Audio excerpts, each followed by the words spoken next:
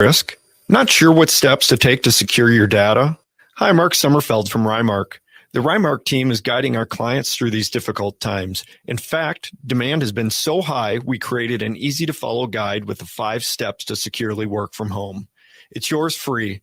Download our 5 steps to securely work from home now at rymarkit.com or call 651-328-8900 for a no-cost how-to discussion. Hi, I'm Scott Shambot from Shambot Family Dentistry. We're the fear-free, shame-free dental office. We know dental anxiety and dental phobia are real. We'll take the time to get to know you and give you what you need to be comfortable at all times. We offer free nitrous oxide laughing gas and have high-tech options to help you feel calm and relaxed during your appointments. We'll help you get through every appointment in the most pain-free way possible. If you're having a dental emergency, we'll try and get you in the same day you call because we don't like to see anyone in pain. As my daughter Rachel says, if you don't see my dad, please see another dentist. Take care of your teeth because they're the only ones you get. This is Chad, owner of AM 950.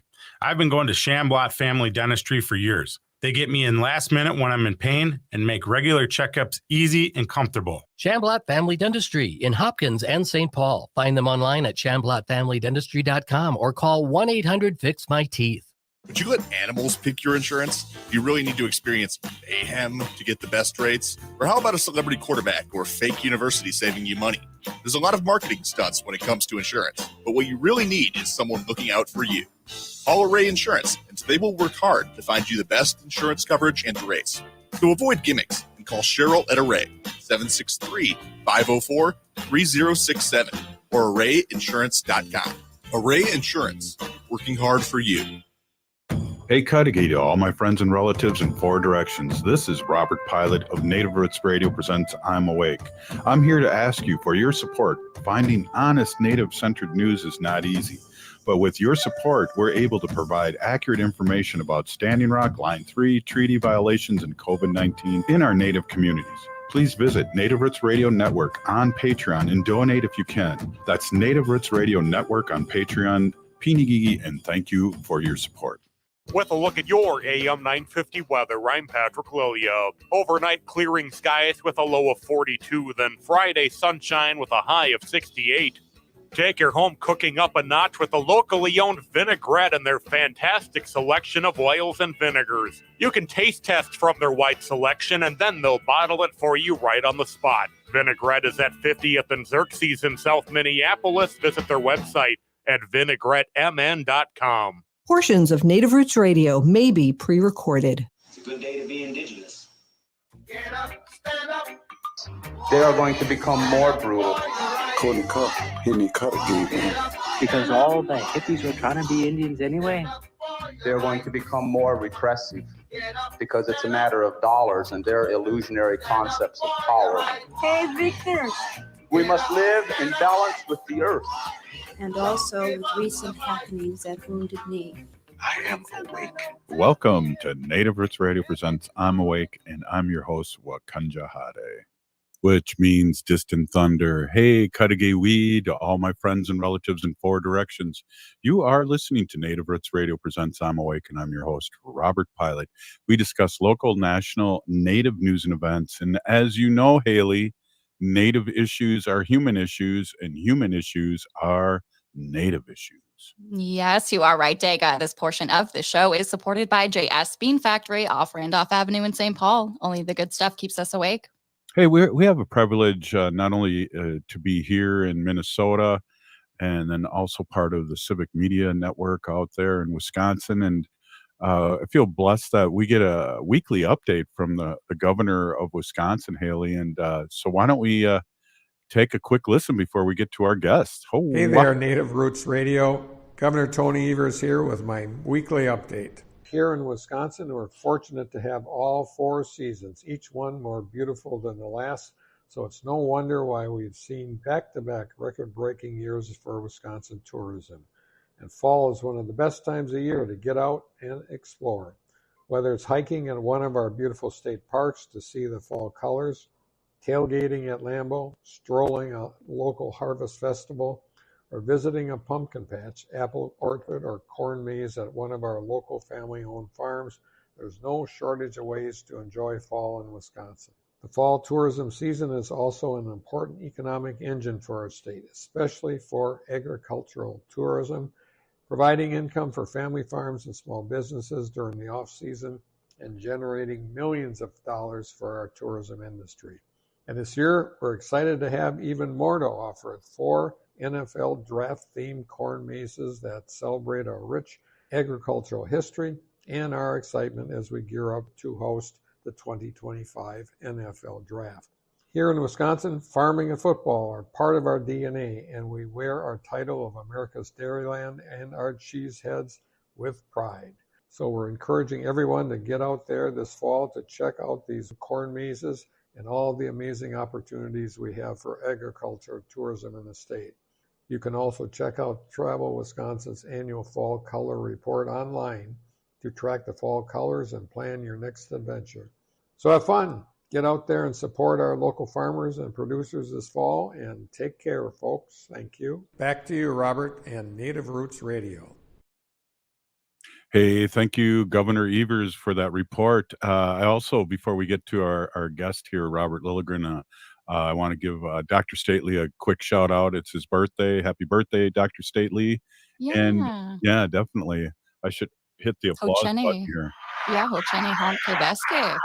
Right on. There you go, Haley. Hey, we are here with Robert Lilligren, Native American Community Development Institute, White Earth citizen, Ojibwe, and we don't hold that against him. And it's great to have him on the show as always, and just to chit chat. It was good to see you, even very frequently, very quickly today. We were both heading towards meetings. Yeah. Bonjour, Haley. Bonjour, Robert. So good to be here.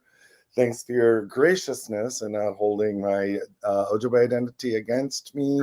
I realize I'm a little outnumbered here.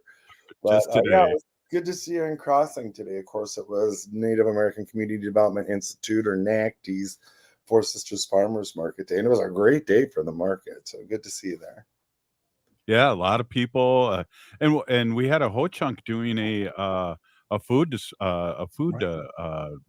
thing and showing us how to pickle stuff, and I like the watermelon pickle the best. Oh, nice. I didn't get to try that, unfortunately, but I did get to judge the pickle contest last Thursday at the Four Sisters Farmers Market, which was a great event. And we have a couple of initiatives at NACD under our under our food sovereignty. Four Sisters. We have the farmers market, and we have an urban farm, and it's about food sovereignty and educating our community about healthy food and healthy eating habits. And a theme this season has been preservation. So there's been a whole schedule of preservation classes and trainings at the market, which I just think is such a great thing. And also, the market is spearheaded by a Ho-Chunk. Right. Destiny Jones, our market manager, and she just does a great job. And she has really grown the market and scope, and now we're kind of too big, right, for our little tiny parking lot. So it's a good problem to have, but we're trying to figure out how to be able to continue expanding the market to increase food access in our community and to give entrepreneurs and vendors space. Yeah, I like the big idea of a big tent in that parking lot once a month. Yeah. And I think you probably during our open house, you've seen it with a big tent set up. It's kind of cool in that space, but yeah, maybe we just need a new, bigger building. Yeah. Hey, there you go. I smell an initiative here and some a gala or sorts coming up. Well, we shall see. But just since you brought it up, NACD purchased that building with our partner, American Indian Community Development Corporation, to redevelop the site. And, we've had a couple of dips in the economy since we purchased it. They kind of put the redevelopment farther off on the horizon. And now we're really still in contemplation and communication with the community about what to do with the building. And it's this tiny little building. It gets every square foot gets put to use, but but it's kind of become a community center, right? And almost a little bit of a landmark on the American Indian Cultural Corridor. So now it's like, oh, do we want to keep this building and maybe look for another one, or we shall see. It's good to have options. Yeah, that is good to have options, and it has grown to the place to be. I know people from all over Turtle Island come to not only Franklin Avenue, but the coffee shop and the gallery, and I see selfies of people that are kind of famous, and I get FOMO. Yeah, no, it's really something. Especially our Powell Grounds Coffee Shop. It's a well-established community hub. It's so great. Our offices are right off the coffee shop, and I got to tell you guys how often I'll be sitting in the office and think, oh, I really need to talk to this person in the community, and look out in the coffee shop. There they are, right? So it's just it's such a benefit. And then our little gallery is so high profile. This last week, we hosted last Friday visitors from a national association of Native elected state legislators. So they're from all across Turtle Island and Hawaii as well, but they came to our gallery. Senator Mary Kunesh from Minnesota, a Native sister, was the host. She connected us, but it was just wonderful to talk about the work of NACD and the work of the community here to this national audience. Yeah, part of your work and others' work in the community, really, when I'm out and about on my other job, Robert, I'm really proud to talk about what happens here in Minneapolis and St. Paul, in surrounding areas, and how the nations are get along with each other and support each other, and that's something fairly new and really exciting, and you're a big part of that. Oh, that's very kind. And I love that you brought that up, Robert. And we've been very deliberate here to kind of shed the yoke of colonization that wants Native people and Native organizations, tribes for that matter, to view each other as enemies and competitors for resources and competitors for service populations. And we've put effort into being collaborative. That's one of the things I talk to these state legislators about. Absolutely. Hey, we're here with Robert Lilligren, and we're going to take a quick break here. This is Native Roots Radio presents I'm Awake.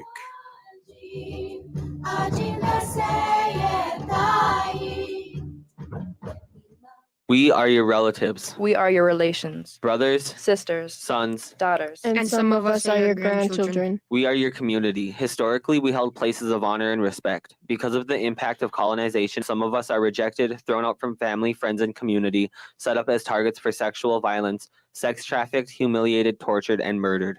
Everybody has the right to be safe. We are your relatives. Remember, Homophobia is not traditional. Sponsored by the Minnesota Indian Women's Sexual Assault Coalition. The Met Council is the governing planning agency for the Twin Cities metro region. One of our biggest responsibilities is to create a long-range plan every decade that imagines the best future for all of us. We need your help. We want to know your thoughts on the latest plan. We're calling it Imagine 2050. We'll use it as a guide to shape public policy and drive growth over the next 30 years. It'll help us improve the everyday essential services we provide, including transportation, housing, water resources, and parks and trails, with input from the 7 counties and 181 cities and townships in the region. But we're still missing the most important piece, and that's you. Visit engage.metrocouncil.org to learn more about Imagine 2050 and share your own thoughts and hopes for the Twin Cities region. Let's imagine a better, brighter future together. Engage.metrocouncil.org. That's engage.metrocouncil.org. The city of Minneapolis is now on Native Roots Radio with Minneapolis AIR. AIR stands for American Indian Relations. Guest host Christine McDonald talks to people about important things affecting the city's Native communities. Minneapolis AIR dives into topics like public safety, public health, elections, and so much more. Tune in to Minneapolis AIR on Native Roots Radio from 5 to 6 p.m. on the second Wednesday of every month, right here on AM 950. Hi, I'm Jane Fonda, and you're listening to Native Roots Radio. And we're back to Native Roots Radio presents I'm Awake, and this is Robert Pilot. This portion of the show is supported by Native American Community Development Institute, or NACD, in Minneapolis. Hey, we're here with our friend Robert Lilligren. And Robert, before we get down and dirty here with politics, let's talk a little bit. I'd love to talk a little bit about Met Council. And I don't know if you heard that last spot. I did. I was kind of surprised. I'm glad to see they're spreading the love at Met Council. Right, right. Well, and talk about the project. It's exciting, and I know a little bit about it, but you're one of the people that are making things happen in here in the 7-county area. Well, as are you. So, but it was really good to hear. So the Metropolitan Council is our regional governance body. It's a 16-member body plus a chair appointed by the governor, by our Governor Waltz, to manage the region. The big things that we run: the transit system, wastewater system, fund and plan for parks and open spaces and housing. And we are the planning agency for the region. So as you heard in that PSA, every 10 years we do our 20-year plan. So right now we're planning our 2050 comprehensive plan. As you heard, it's branded Imagine 2050. So the committee that I chair at Met Council, Community Development Committee, is the hub of the planning efforts across the enterprise. So I've been buried in 2050 for maybe the last 6-9 months. So it's good to hear it being kind of taken out in the public. And I think, Robert, what you're talking about is the efforts that we've done at the Met Council to center Native voices and Native priorities and Native perspectives in our regional planning. And Robert Pilot was the Ho-Chunk representative on our advisory council, our American Indian Advisory Council. Great work to the whole council. So we had a Ho-Chunk rep, an Ojibwe rep, but then predominantly it was Dakota and Lakota people. That's whose land we're on. And you guys knocked it out of the park. Your report and your recommendations were so thoughtful and so thorough that they've been incredibly well received within the policymakers and the senior leadership of the Metropolitan Council. We're already attaching them not just to the 2050 plan, but to 2025 budgets and initiatives. And our commitment, my commitment, is that we will be able to show not just the community, but the incredibly high caliber people who are on the advisory committee, that we heard you and we are taking action. That was the first thing this group told us. We don't want acknowledgement. We want commitments and action. So that is what you will see. It's exciting being part of that. And before we get into politics, there was just that one. I think we talked about this before, but during our meetings, they'd bring different parts of of the, I don't want to say government, but parts of the Met Council in, and I had no idea that they had so much to do with sewage, and we were talking about that in the presentation. I mean, all these presentations blew my mind about what the Met Council does, but also talking about there was 3 fish alive in the 1930s, between St. Paul and Minneapolis. Right. And then they kind of said, well, when they counted that 3rd fish, it really was 2 because the 3rd one died. And that's how bad the raw sewage was back then. And heck, I'll swim in the Mississippi now before Badote. Yeah, Met Council has done great work. The city of Minneapolis as well. Water is actually cleaner when it leaves the city of Minneapolis than when it enters it. So, so the massive regional wastewater system is under Met Council's control. It's a fee for service, so it doesn't take any sort of taxpayer dollars. It's one of the best run sewage treatment systems in the country, and it's kind of an untold story. I guess people just don't like to talk about effluence, but it's a fact of life. Yeah, it was interesting, and it's very interesting, and it's we're blessed to have Allison working with the Met Council that's got all these really big leaders involved with the Met Council now from the Native community, and I feel blessed just to be on those coattails. Yeah, no, you're an integral part, and Allison Wakow is our Native Relations and Tribal Relations staffer, brought on specifically to do this work. She's incredible, just incredible at the work. And but the group was really incredible. And one of the things, and I brought this up in different forums recently, and the Met Council members and senior leadership have embraced this work, and they understand the importance of it, and they understand the importance of action and commitment. And I was so used when we first started presenting this work to Met Council and committees. I had all my arguments written down that I always have to kind of push forward in a conversation like this. And my council colleagues were jumping in and saying, well, what about this? And pushing one of my points, or we should try this, or we should do this. And I was just, I just say to them, I go, look, you guys got to realize I'm used to being the only one saying these things in that room, and so it's a different day. And I think there's an acknowledgement that it is a different day. So how do we leverage this? How do we leverage this for progress for the community? It's funny, the 6 or 7 years you've been on the show, Robert, I think we have been talking about this change. Right.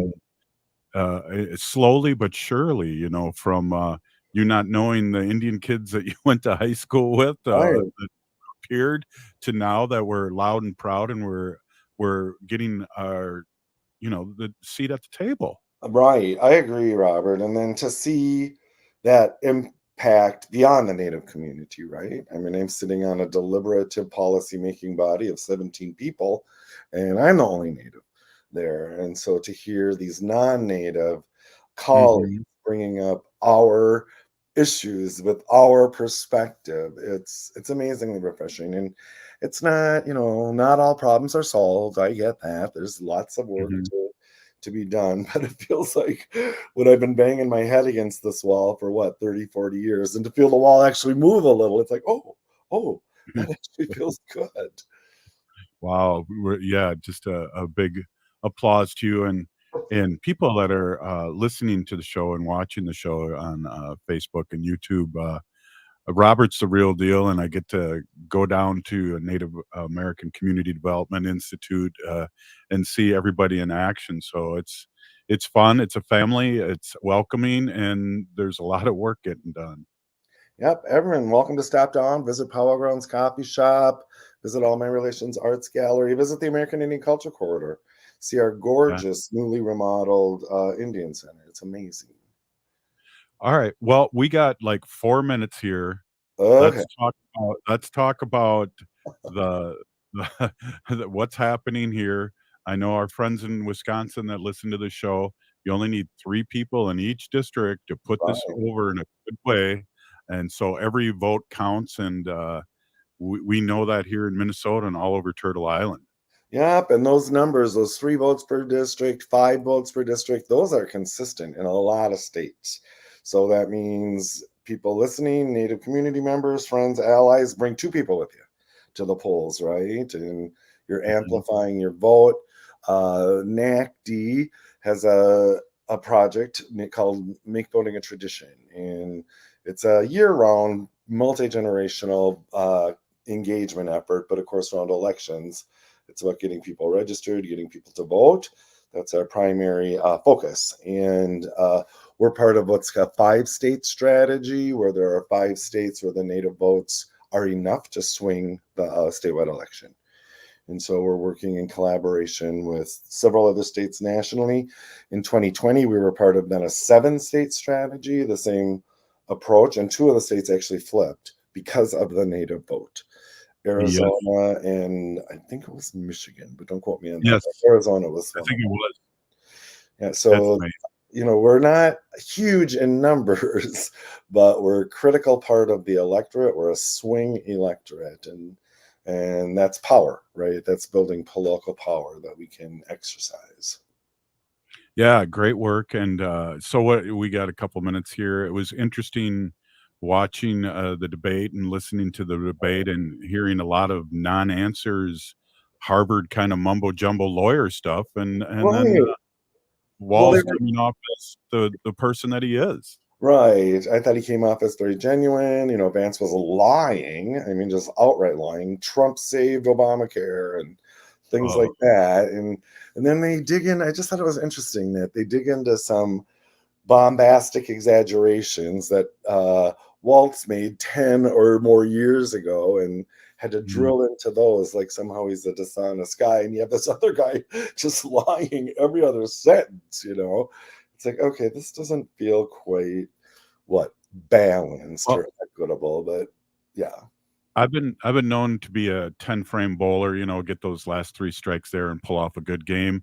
And I think Walls did when he mentioned, well, was the election real or not? And he wouldn't answer it. Right. Well, he has answered. No, he was on a conservative blog or podcast, I think, and he said, "Did Trump win the election?" Yes. JD Vance said straight up, yes, he won the 2020 election. So, I mean, what do you even do with that, right? If someone can't even base themselves in fact and reality. Well, my problem is when I came back from New York, we only got a minute left. My problem was that I have a cab driver telling me that what has Harris done? And I'm going, Harris was the vice president. You're getting really confused. Right. Well, and she was a tiebreaker in the Senate, right? So I'm surprised they don't lift that up more, because because of her, we have better laws in this country. Absolutely. Hey, Robert, thank you. I know you're a little under the weather, and I really appreciate you coming on. Thank you. Great. Always great seeing you and talking to you on Native Roots Radio. Great to see you. Thanks. All right. Hey, what do we got up next, Haley? Okay, we're going to talk to Rachel Carr-Shunk from StrongHearts Native Helpline. We'll be right back. Ho-wah. Hi, this is Laura, and airing this Sunday at 9 a.m., we're going to be holding a democracy special sponsored by ACLU's People Power and Let People Vote. What is the role of dirty tricks in U.S. elections, and what can we learn from American history? Joining us will be Joseph Cummings, author of Anything for a Vote, Dirty Tricks and Cheap Shots, and October Surprises in U.S. Elections. Tune in this Sunday at 9 a.m., and we'll be listening to an ACLU People Power and Let People Vote special. Minnesota has the only original wolf population in the continental United States. And 80% of Minnesotans believe the wolf should be protected. Howling for Wolves is asking Minnesotans to respect our true wildlife manager, the wolf. Their survival is critical to our ecosystems, our communities, and even our economy. As highly intelligent animals with strong social bonds, Minnesota wolves deserve to be protected and admired. Learn more at howlingforwolves.org. Let's live and let howl. J&S Bean Factory is a Native-owned, community-supported, cozy, artsy coffee shop which offers roasted on-site beans, live music, and baked goods. Relax in the beautiful outside patio. City Pages writes, voted top 10 coffee shops. Tucked into a quiet corner of St. Paul's Highland Park neighborhood, this coffee shop roasts beans on-site from the best coffee-growing countries in the world. Located at 1518 Randolph Avenue, St. Paul. The good stuff. Every day, our people suffer at the hand of domestic and sexual violence. But you are sacred and deserve to be safe in your own home. StrongHearts Native Helpline is here to help. Native-centered, empowerment-based, trauma-informed advocates offer safety, sovereignty, and support. Call or text 844-7NATIVE. To chat online, visit www.strongheartshelpline.org. Reach out today. The Met Council is the governing planning agency for the Twin Cities metro region. One of our biggest responsibilities is to create a long-range plan every decade that imagines the best future for all of us. We need your help. We want to know your thoughts on the latest plan. We're calling it Imagine 2050. We'll use it as a guide to shape public policy and drive growth over the next 30 years. It'll help us improve the everyday essential services we provide, including transportation, housing, water resources, and parks and trails, with input from the 7 counties and 181 cities and townships in the region. But we're still missing the most important piece, and that's you. Visit engage.metrocouncil.org to learn more about Imagine 2050 and share your own thoughts and hopes for the Twin Cities region. Let's imagine a better, brighter future together. Engage.metrocouncil.org. That's engage.metrocouncil.org. Every day, our people suffer at the hand of domestic and sexual violence. But you are sacred and deserve to be safe in your own home. StrongHearts Native Helpline is here to help. Native-centered, empowerment-based, trauma-informed advocates offer safety, sovereignty, and support. Call or text 844-7NATIVE. To chat online, visit www.strongheartshelpline.org. Reach out today. With a look at your AM 950 weather, I'm Patrick Lilia. Overnight clearing skies with a low of 42, then Friday sunshine with a high of 68. Take your home cooking up a notch with the locally owned Vinaigrette and their fantastic selection of oils and vinegars. You can taste test from their wide selection and then they'll bottle it for you right on the spot. Vinaigrette is at 50th and Xerxes in South Minneapolis. Visit their website at vinaigrettemn.com.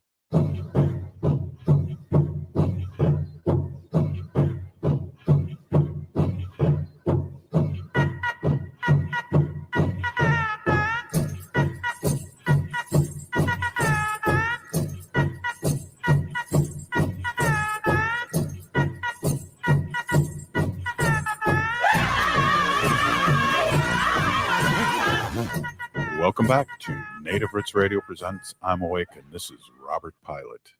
This portion of the show is supported by StrongHearts Native Helpline. October is Domestic Violence Awareness Month, and StrongHearts offers culturally appropriate support and advocacy. Call or text them at 1-844-7NATIVE. That's 1-844-762-8483, or chat online at strongheartshelpline.org.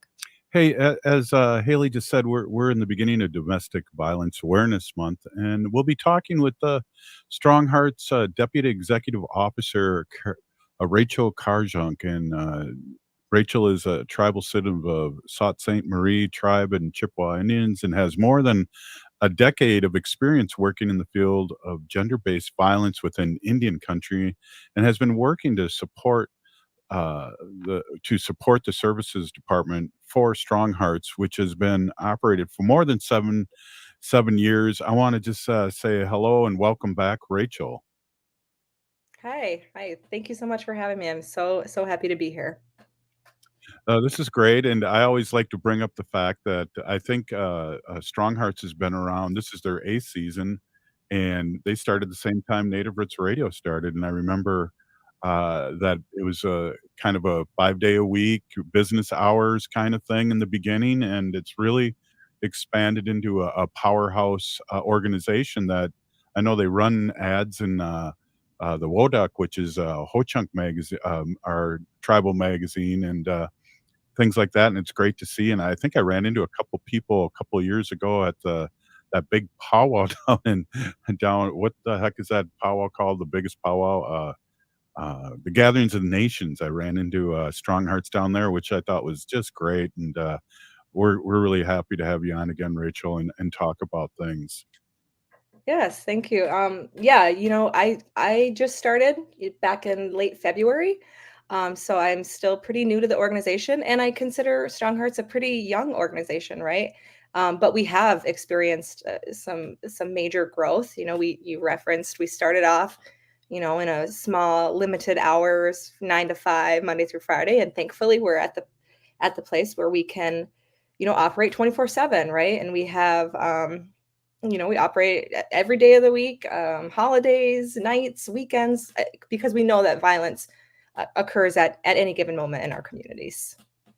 Exactly. Before I get to the questions, I one of the things that I've always taken away with our last conversation is how important your service is, and to my heart too, where you can find help for people with pets. That just warms my heart, because that's always a big obstacle in people's minds. So I just want to say a big Pinigigi and thank you for that. And that's an amazing thing. But let's talk a little bit about the misconceptions about domestic violence, because there's so many different kinds. Yeah, I think one of the biggest misconceptions about domestic violence is, of course, that it has to include physical violence, right? That's our advocates here. I wasn't punched, I wasn't slapped, I wasn't kicked, so I don't really know if that's domestic violence. But we're able to, our advocates provide a lot of DV education around what is domestic violence, right? It's important, especially during Domestic Violence Awareness Month, to talk about, what is domestic violence? Let's name it for what it is. Let's define it. So domestic violence is a pattern of abusive behavior in any relationship that is used by one partner to gain and maintain power and control over the other partner. And so the way that abusive people use these tactics doesn't always include physical violence. Now, sometimes it does, of course, but there are other forms of, abusive tactics that are used to maintain that power and control. And that can be emotional abuse, psychological abuse, financial abuse, technology abuse. Really, all of those things kind of are able to, maintain or gain that power over one intimate partner. And so that's something that our advocates can do, when someone's experiencing or think they might consider themselves to be victims, or they know that they're experiencing something. And so they can give us a call, and, our advocates can talk them through what are they experiencing? What are their feelings around that? Really validate them. And, sometimes it is just talking, right? Sometimes it's maybe they're not ready to safety plan yet. Maybe they're not ready to leave their abusive relationship. Maybe they just need someone to talk to. So, we're here for all aspects for when our contacts reach out and need us. Hey, can you tell us a little bit what your organization has planned for this month to bring awareness to this very Yes, important issue?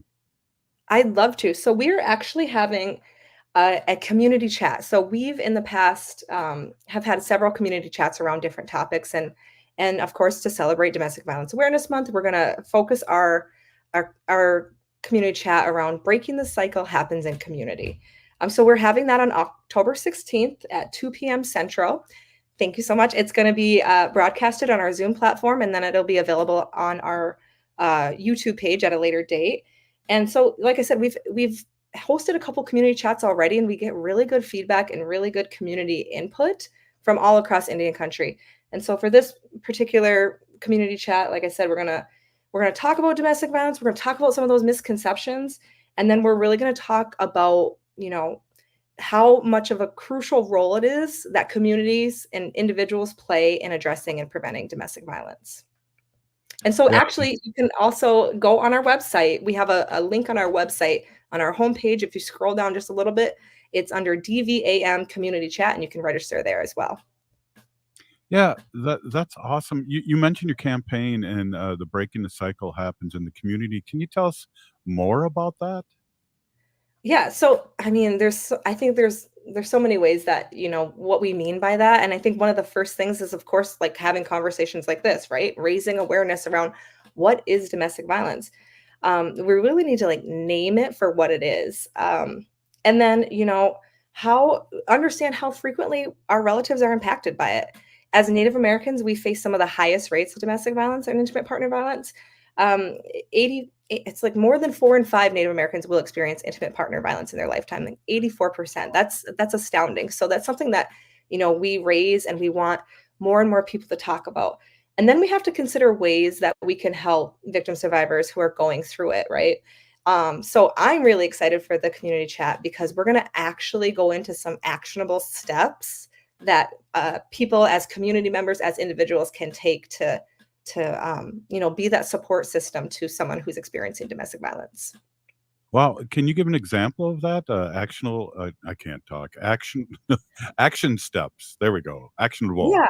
There we Yeah. So I think one of the, most critical, I mean, there's so many good, helpful things that we're going to go through, but I think the most important, or one of the most important, is really knowing what's available, knowing what resources are out there that survivors can access. And of course, one of those resources is StrongHearts Native Helpline.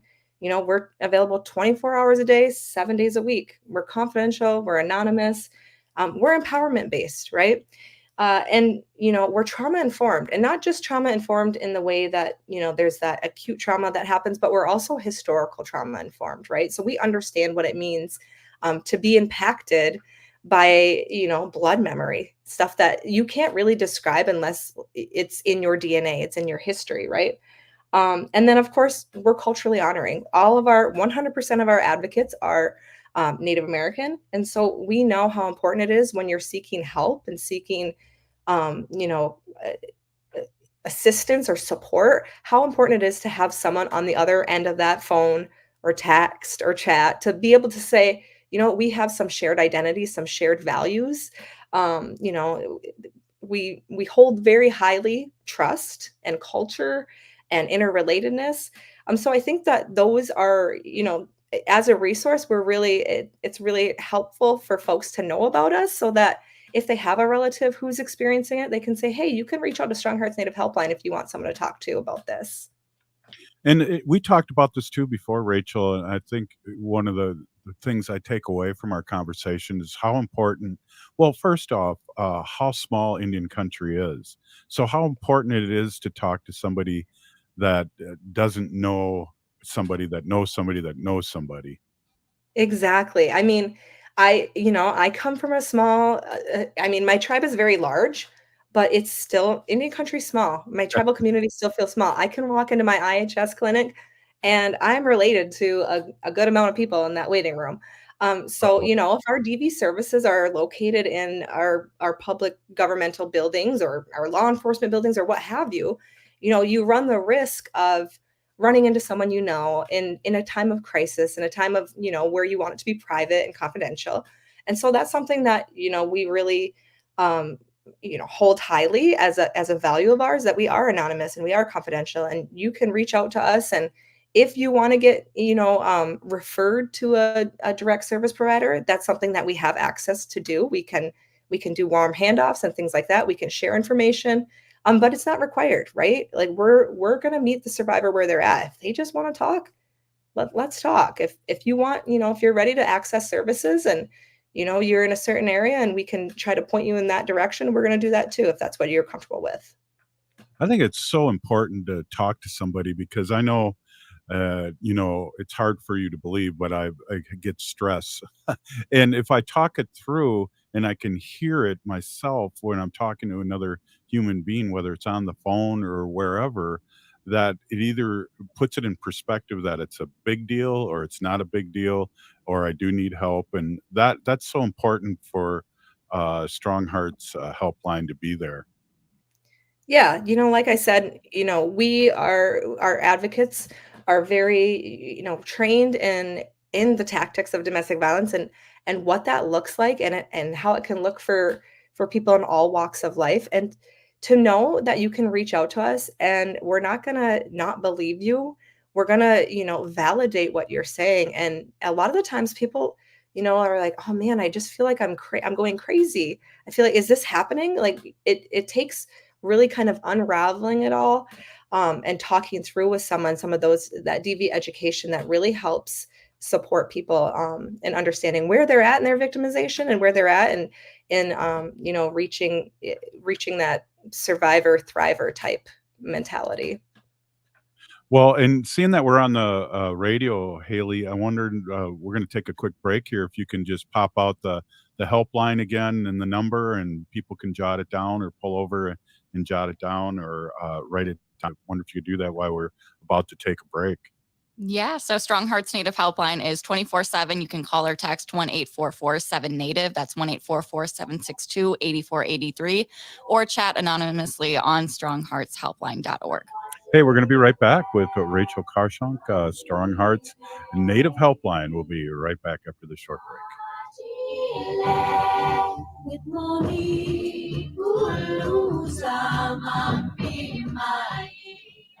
The city of Minneapolis is now on Native Roots Radio with Minneapolis AIR. AIR stands for American Indian Relations.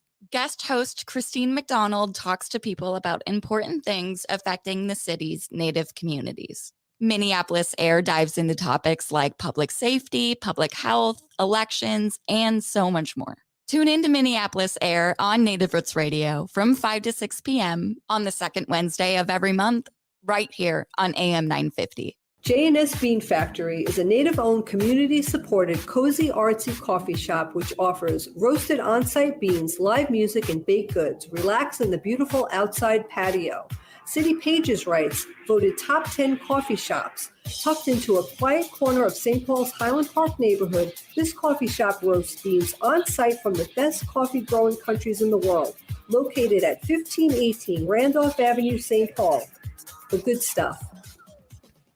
Discover the emotional depth and vivid storytelling of Jay White's Arikara Proper at All My Relations Arts in Minneapolis. This solo exhibition celebrates Arikara culture through the lens of an urban Indian perspective. Experience themes of empowerment, depictions of Native women, stars, and star quilts within White's vibrant acrylic paintings. Arikara Proper is showing now through October 5th at All My Relations Arts in Minneapolis. Get inspired by Jay White's powerful storytelling on canvas. Details at allmyrelationsarts.org.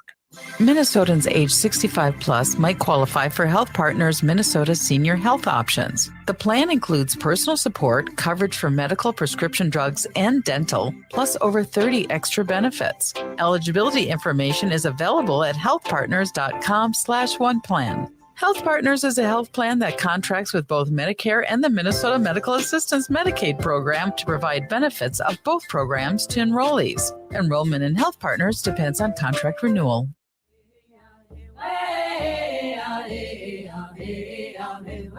Hi, this is Governor Walz. Thank you for listening to Native Roots Radio.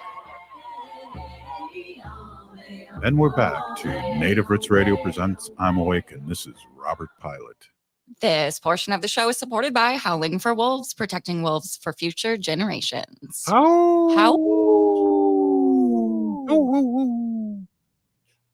Nice. That's pretty good. Hey, we are back here, and we are with Rachel Carr-Shunk, StrongHearts Native Helpline Deputy Executive Officer, and it's been it's always great to celebrate your organization and come on here and talk about real things and in a real way. So I was wondering, is there anything else you want to cover in our interview before we get going here? This is a shorter segment, and I want to make sure that you have opportunity to speak your truth and StrongHearts Native Helpline's truth. Yeah. So, we want to remind everyone that, if you're not ready right now to call, text, or chat, you're not ready to talk about your own experience with violence, or maybe, you have a relative and they don't feel like they're ready to talk or reach out. You can still, check out our website, check out our social media. We have a lot of great, articles and resources available online to support survivors, even if they're not at that point where they want to chat and talk through some of their victimization. Another thing is that, we do a lot of education around not just domestic violence or our services, but other things that impact victimization in Indian country. So we talk about jurisdiction, we talk about historical trauma. A lot of times we can come out to communities and provide presentations. We can do virtual presentations, interviews like this, conversations like this. Reach out to us, check out our website. You can, there's ways to contact us that's not through the line if you're not, at that point where you want to do that. And so, like I said, reach out to us, follow us on social media, share our stuff. Talking about domestic violence, we need to normalize it because it is so pervasive in our communities. Yeah, absolutely. And what great work StrongHearts does and the communities that help our victims. And that was a staggering percentage that you brought up with us, Native people. What was 84.5% of us that have And had. the reality is I think that's probably small. I think that's in my experience, I don't know a Native person or family that hasn't experienced violence in the home in some way. So, the reality is that it has such significant impacts in our communities, in our families, and to us as individuals, right? And so having organizations like StrongHearts Native Helpline, having organizations that are, culturally honoring and responsive to our victimization, I think is so important, and something that we continue to have to, uplift and really elevate so that we can get to a point where we can eradicate this violence and be in a place of healing and culture and community support for one another. Yeah, I believe StrongHearts is a cycle breaker, and in helping curate that and helping our community. That it's just amazing work. And every year that we talk, it's just I get emotional because it's great work, and you're still here, and you're still helping people, and that's huge. That's huge for our community, but also it shows the integrity that your organization has. Yes, like I know that we've experienced a lot of great growth. We've gone from that limited hours to full 24/7, but there's still so much work to do, and we recognize that. So, we're always looking for ways that we can continue to spread the message, share information about our services. And also, we have a database. We have a native provider database so that when callers or contacts call us, and they are ready to seek shelter or seek legal advocacy, we can try to point them in the right direction for that if that's what they want. So we have we have that awareness and DV education piece, but we also have actual direct resources to be able to support folks when they are ready to leave, because it's a difficult transition to make. Experiencing violence, it's not easy. This is not an easy thing to escape and respond to, and everyone is at different places in that. And so we really recognize that we're really victim centered, trauma informed, native centered. And so, like I said, reach out if you're experiencing, or if you think you're experiencing domestic violence, or if you have a relative who's experiencing, or even if you use violence, right? We'll talk to you. We'll talk to you about what are some of these abusive tactics, what's a healthy relationship compared to an unhealthy relationship. So we really want to get the message out that, we're here to support our relatives in fighting this crisis of domestic violence in our communities. Well, and to amplify what you said earlier too, it comes in so many different forms, and emotional abuse. It's hard for the partner to reach out because of what has been said to them for a long time to make them believe they're worthless or whatever. And we got to talk about those other forms of abuse too, right? Oh yeah, I mean there's so much. There's isolation tactics, right? There's name calling. I emotional abuse, emotional wounds are sometimes worse than the physical, right? The physical wounds can fade. The emotional wounds really stay in there. And so yeah, like it's really important to understand that domestic violence has all of those different pieces, and that impacts how people access services, how they form relationships with one another, how they maintain relationships, how they cope, right, with everyday stressors. So when you're dealing with domestic violence and then you've got all these other different stressors in life, it makes it extremely difficult. And our advocates are trained and ready to talk through some of these things and really listen and validate our callers. Yeah, there's a 12-step program called Alatot, and their first step is something's wrong. And if you feel that something's wrong, check it out. Give StrongHearts a call, and see if you feel like something is wrong, and they can talk you through it and listen. Yeah, right. I mean, that's really it. We make that contact, or we respond to that contact, and we really let the survivor kind of, tell us where they want to go. Do they just want to talk? Do they just want to explain their situation and maybe feel like, they're not alone in this situation? Do they want to have help with safety planning? We can do that as well. Do they want to direct connect to a legal advocate somewhere in their community, or, close to their community? We can do all of those things, but really I think the most important factor is letting the victim survivor kind of drive that bus and kind of take some of that power back for themselves. Absolutely. Haley, listening to this is just it really warms our heart that we're able to amplify this message. Absolutely. I think we just have about a little over a minute left. Rachel, can you please tell our listeners how to reach out to StrongHearts? Yes, let me pull up because I don't know it. It's crazy that I should know this by heart, but you can call or text us 24 hours a day, 7 days a week at 1-844-7-NATIVE. That's 1-844-762-8483. Or you can chat to us online at our website, www.strongheartshelpline.org. Again, 24 hours, 7 days a week. reach out to us, or like I said, you can follow us on social media. We're StrongHearts DV on Facebook, Twitter, and Instagram. I just love the fact that somebody at any time, 24 hours a day, can get on the chat and start chatting away and be anonymous. And that's a beautiful thing, because not all abuse happens 9 to 5, and it's great. And I appreciate to have you on again, Rachel, and the great work that StrongHearts Native Helpline's doing and have been doing and will be continue to be doing.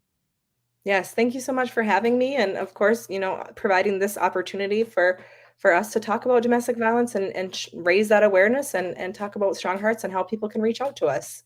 I appreciate it very much. Right on, Big Peeny Gigi. Thank you. Hey, if you're listening to the show, you are part of the resistance. From Chief Pluney Coops, the ground on which we stand on, it's sacred ground.